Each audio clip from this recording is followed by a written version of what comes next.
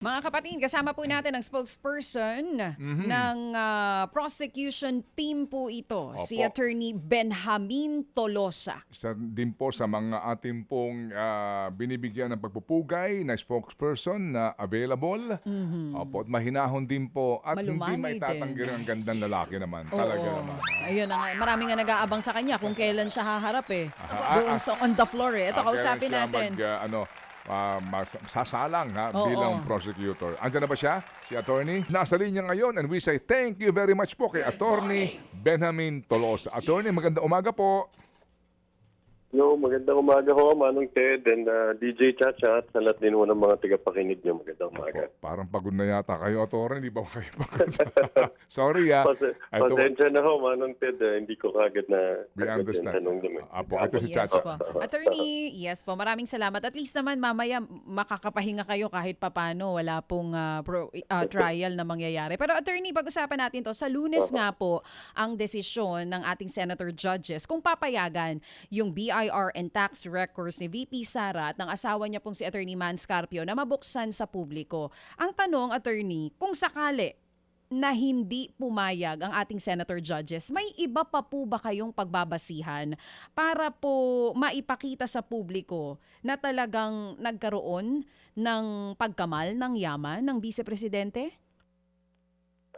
Well, yung mga basihan naman ho ng mga charges namin sa articles of impeachment, hindi naman ho yan nakasalalay sa iisang dokumento lang.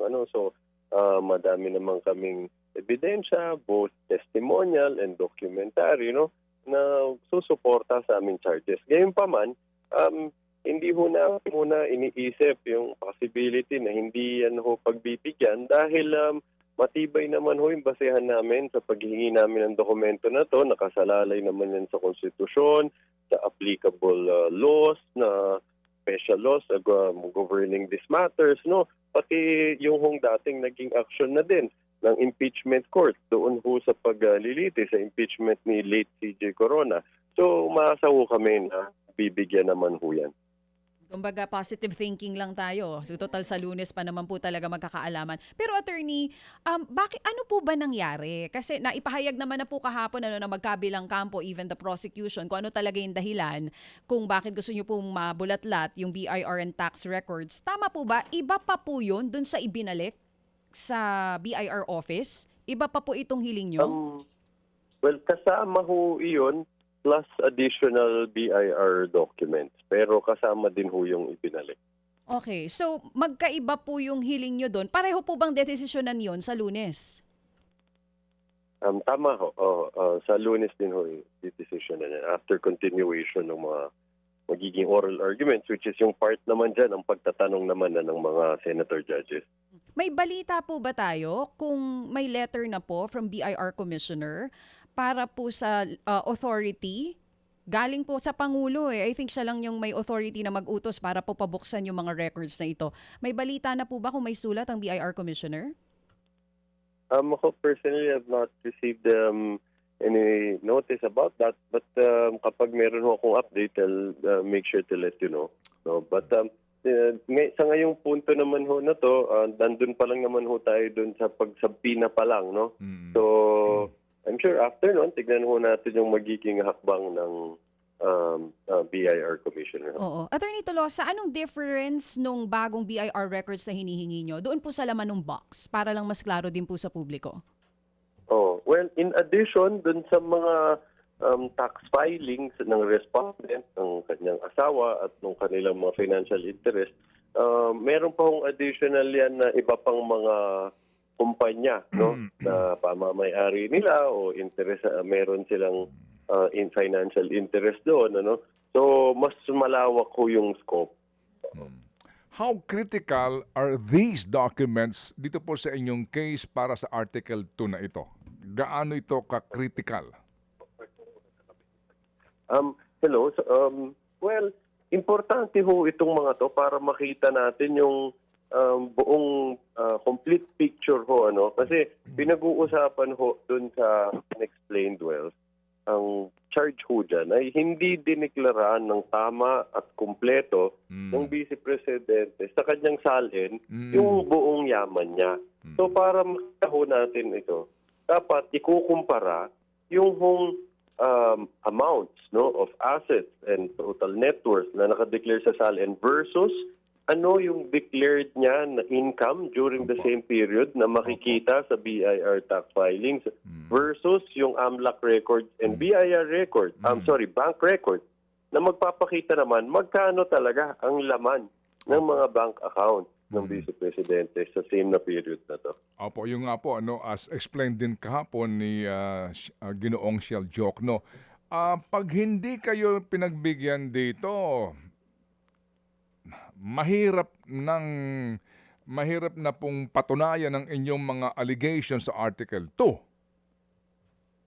Again, mayroon pa rin naman ho tayong ibang basehan na dokumento at testimonya, but still, pinag-alaban namin na napaka-importante ho ito. No? Kung gusto nating makita yung buong katotohanan, maugnay doon sa buong yaman ng respondent, kailangan ho nating buksan at suriin ng mabuti ito. Opo.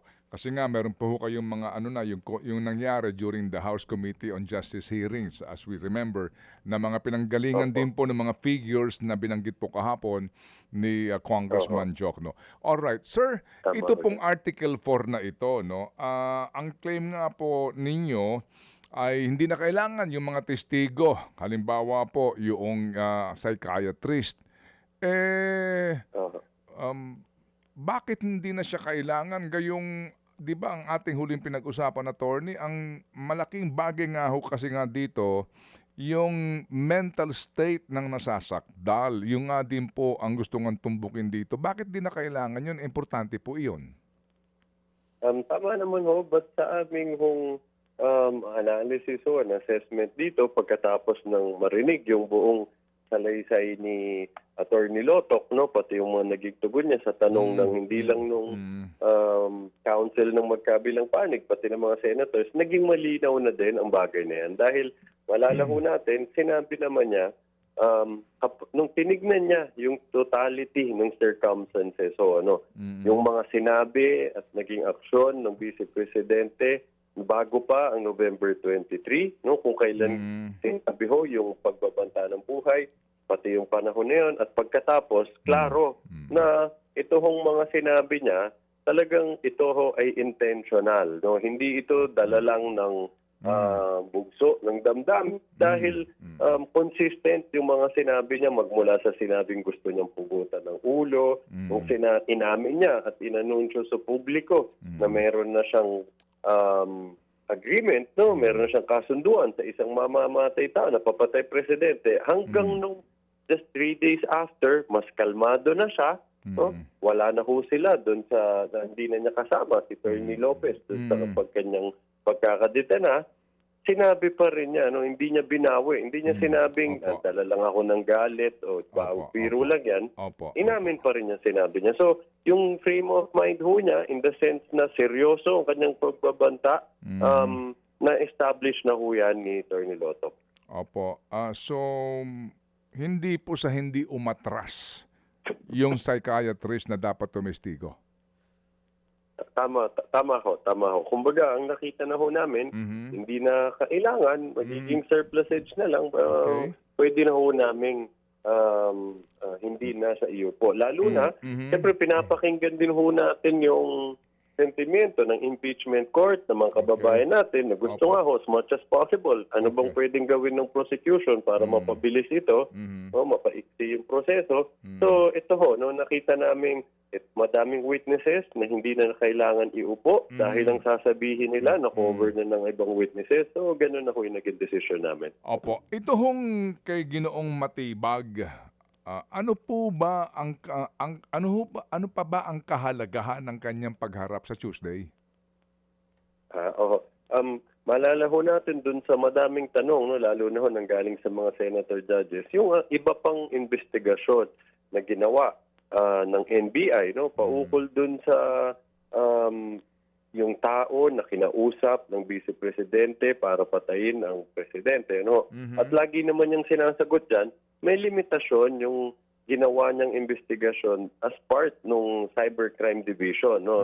At sinasabi naman niya yung intelligence service, sa mga kasagot niya, no? Ang NBI director. So, para makumpleto ho, no, yung storya tungkol sa investigasyon na ginawa ng NBI, yan ho yung pupunan naman ni NBI Director Matutan. Opo, you are taking the risk, no, na inyo pong pagsalang sa testigong ito dito po sa mga obviously ay hostile senators. Naintindihan ho. Tama, naintindihan ho namin, Manong Ted, no? But sa amin, ang posisyon namin, yung magiging laman ng testimonya niya, no, ibang completely different matter naman ho to. Kung ano man ho yung mga issues or grievances na meron ho yung isang senador. So sa amin hong palagay, hindi ho ito maapektuhan. At importante, yung magiging testimonya niya, kaya kung naging decision namin, despite hearing those grievances and issues, importante pa rin na iupo pa rin namin ho siya as a witness. Ho. Opo. Sir, totoo ba na kahapon nagbotohan ang mga miyembro ng prosecution kung isasalang pa si Ginoong Matibag o hindi? Kasi may mga tumututol na siya isalang pa. More of assessment lang naman ho. Tama naman ho yung sinabi nyo. That's a fair assessment. Dahil asahan natin, no, na kapag siya umupo ng testigo, no, itong mga concerns or issues, itong mga senators, no, may statements about it yesterday, kukomprontahin ho siya tungkol dyan. But in the end, ang naging decision pa rin ho ng prosecution is hindi ibang bagay naman yan, no, yung mga usapin yan. Dun sa laman ng testimonya, completely different matters. So, ang decision namin, mas mahalaga na marinig ng tao yung buong katotohanan paukol dito. So, iupo pa rin namin siya. Opo. Gaano ka-intense ang caucus ninyo?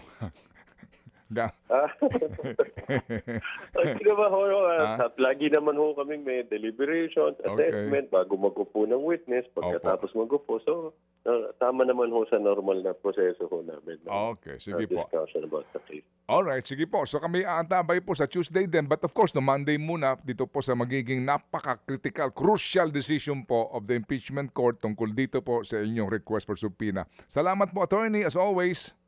Mga kapatid, patuloy po kayong tumutok sa 105.9 True FM para sa totoong balita, impormasyon, music and entertainment. Mag-subscribe sa aming YouTube channel at podcast at sundan nyo kami sa Facebook, Instagram, X at TikTok sa True Network PH. Bisitahin din po ang aming official website, truefm.ph. At panoorin din kami sa True TV Signal, Channel 19. Kami po ang 105.9 True FM. Laging true sa'yo, kapatid.